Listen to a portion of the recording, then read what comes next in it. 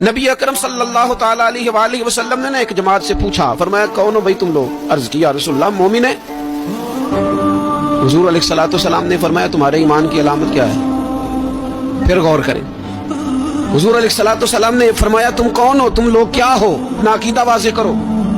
عرض کی یا رسول اللہ صلی اللہ تعالی علیہ وسلم ہم مومن ہیں۔ فرمایا تمہارے ایمان کی علامت کیا ہے؟ انہوں نے عرض کی یا رسول اللہ رب نعمت دے تو شکر کرتے ہیں، آزمائش ڈالے تو صبر کرتے ہیں، اللہ کے فیصلوں پہ راضی رہتے ہیں۔ اب رسول پاک صلی اللہ تعالی علیہ وسلم نے جو بات کی اوہو قلم ٹوٹ گئے، قربان ہونے کو جی چاہا۔ محبوب فرمانے لگے تم لوگ کیا ہو؟ یا رسول اللہ مومن ہے۔